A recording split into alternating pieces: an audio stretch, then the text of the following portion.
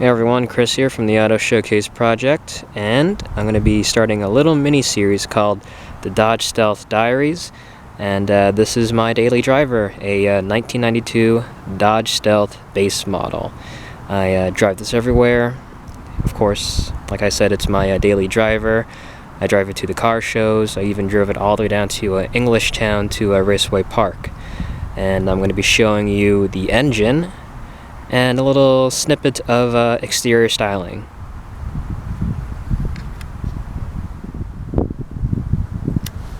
Alright, here's the Stealth. And essentially the Dodge Stealth is a Mitsubishi 3000 GT, but in Dodge clothing.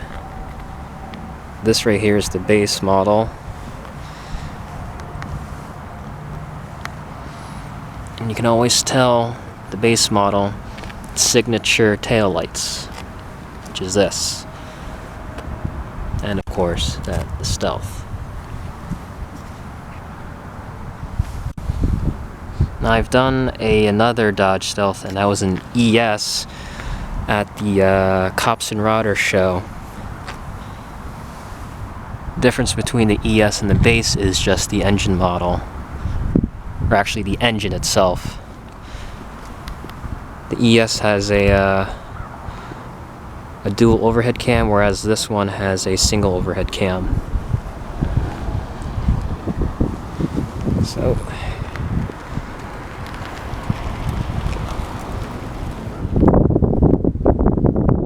a little history about this car. I'm the third owner, and I got it in this type of condition. You can tell that the paint on here is not that great and that it needs to be repainted. This over here, of course, that's from rocks and salt on the road. And let's look at the engine. Here we go. Here's the engine. It's a single overhead cam. V6, 3 liters. Piston displacement is 181.4 cubic inches. Here's the engine here. Intake manifold. Of course, it's the air filter, the K&N air filter. Throttle body there. Of course, that's a battery. Just showing you what is what in the engine. Of course, radiator, upper radiator hose, lower radiator hose. Right in here is the thermostat, coolant reservoir, valve heads. Sorry, it's a bit cold out here. Distributor cap, distributors down there. Brake master cylinder, power steering fluid, reservoir. This here is the drive belt, and where's the other drive belt? And this one is another drive belt. This right in here are the timing belts. One here, and one here. Let's see. Down there, this is a pulley, but beyond that, there's the alternator, which is down there. I'll show on I actually have an alternator with me in the car. Another one. Coming back here. Exhaust manifold. Radiator fans. And over here is the 4-speed automatic transmission. Now, the engine is a Mitsubishi engine, and of course it's 3 liters. It's a V6. Again, 181.4 cubic inches. Piston displacement. Yeah, this entire car was actually built in Japan and imported into the United States. So it's purely a Mitsubishi car. Pure Mitsubishi. And this car has about 162,500 miles and rolling.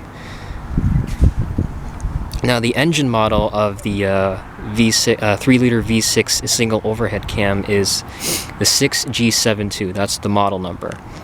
The model number of the 4-speed automatic transmission is F4A33. Now there's other models besides the base model. As I said before, there's the ES, which has dual overhead. There's the RT, which is the road and track. That one has the dual overhead, but that has all-wheel drive. And the top of the line model is the RT twin turbo, meaning it has twin turbos and only comes in a 5-speed manual. This here is a 92, and you can tell this is the first generation with the pop-up headlights. If you see pop-up headlights on a 3000 GT or a Dodge Stealth, that's the first generation. The second generation is the halogen lights, basic lights that you see, for example, in the newer models of Chrysler Alliance, such as a 1999 Chrysler LHS. Those lights are similar to the lights that are on the Dodge Stealth and Mitsubishi 3000 GT. So enough talking, and I'm going to give you a good shot of the entire engine again. And I'm going to start it up for you and rev it up.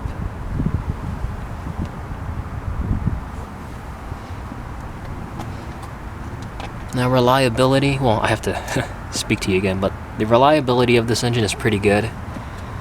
This engine, the single overhead cam V6 SG72, you can also find it in Hyundai cars too. Hyundai and, of course, Mitsubishi cars.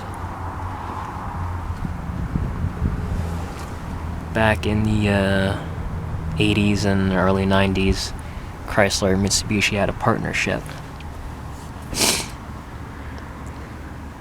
They had a partnership, and some engines of Mitsubishi were in Chrysler and Dodge cars, even Plymouth too. Too bad Plymouth went away in the early 2000s.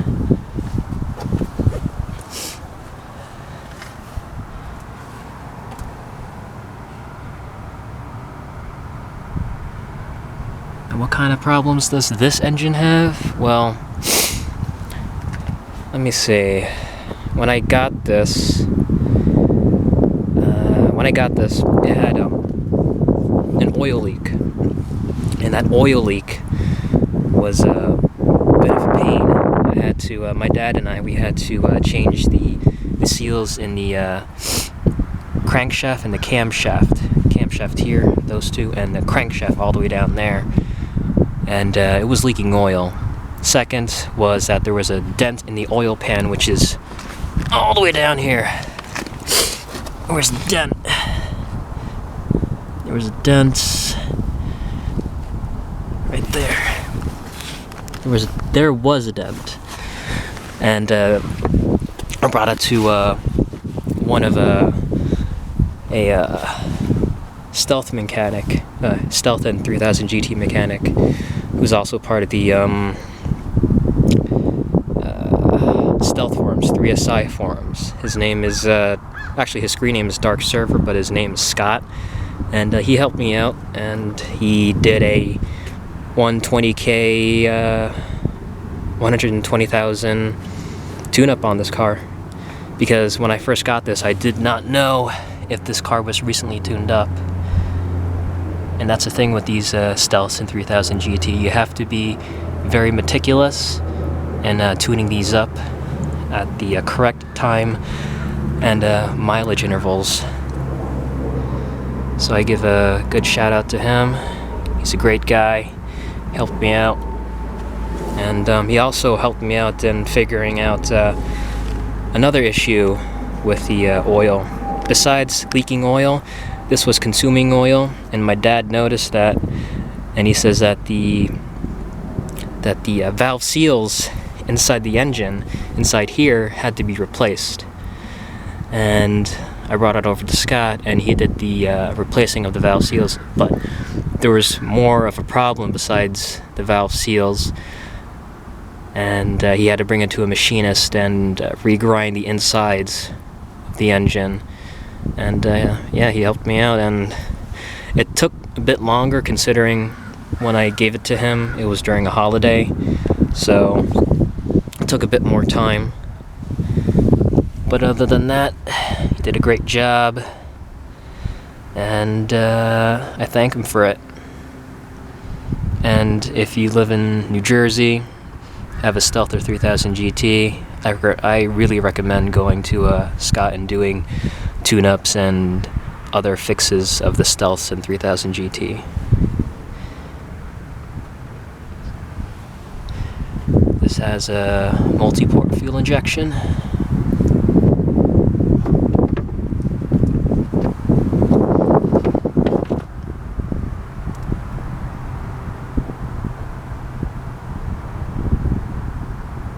Oh, and by the way, with consuming oil, the first generation single overhead cams, 3-liter V6s, that's a common problem.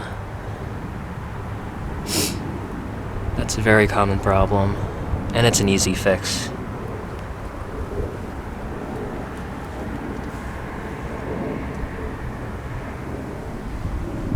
Alright. Let's fire this bad boy up.